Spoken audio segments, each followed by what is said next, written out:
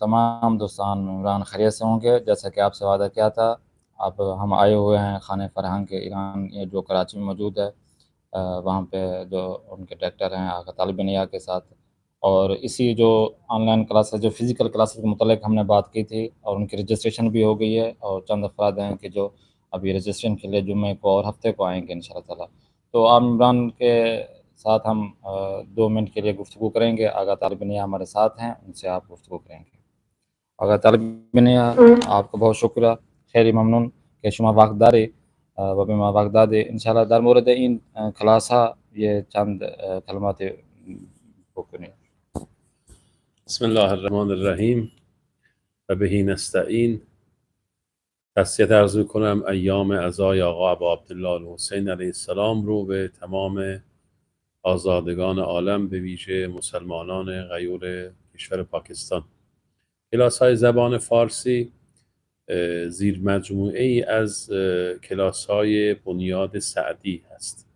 بنیاد سعدی یک مجموعه ای هست که آموزش میده زبان فارسی رو. زبان فارسی زبان تمدنی ماست. حدود 700-800 سال زبان این منطقه، مخصوصا ایالت سند، زبان فارسی بوده. من از همه شما دعوت میکنم در این کلاس ها شرکت کنید.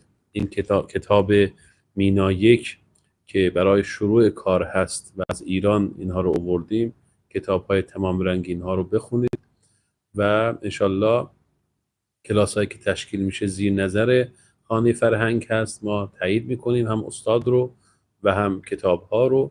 انشالله بعد از اینکه 4 ترم در این کلاس ها شرکت کردید و نمره قبولی رو گرفتید، مدرک رسمی بنیاد سعدی و خانه فرهنگ به شما اعطا خواهد شد. فارسی خوبه برای اینکه انسان زیارت مطلوبی داشته باشه در زیارت امام رضا، زیارت حضرت معصومه علیهم السلام، برای اینکه سخنان رهبر معظم انقلاب رو از نزدیک و مستقیما درک کنیم و برای اینکه تاریخ گذشته خودمون رو از کتاب‌های تاریخ بخونیم و با گذشته خودمون آشنا بشیم.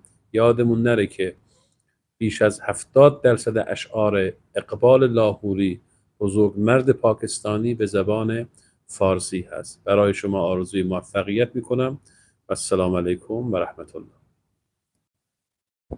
जी, जैसा कि आपको खाने फ़रहंग के डायरेक्टर आगा तालिब निया ने जो तफ़सीलात बताई हैं, उसके मतलब भी हम बाज़ औक़ात हम आपको बताते जाते हैं। किताब मीना के मतलब जो हमने बात की थी, वो हम आज लेने के लिए आए हैं। किताब मीना है जो हमारे साथ है, जो हम दर्स तदरीस हम दे रहे हैं, उसके मुतल्लिक़ हम आपको बता चुके हैं। दाखिले के हवाले से भी आपको बताया कि हमने लोकेशन सेंड की आपको। वो इमरान जो कराची में मौजूद हैं, वो आप आकर हमारे इदारे में ज़बान फ़ारसी की इस ख़ुसूसी क्लास में शिरकत कर सकते हैं। इंशाअल्लाह और भी कुछ कीमती आ रहा हो तो वो भी हमें आप बता सकते हैं।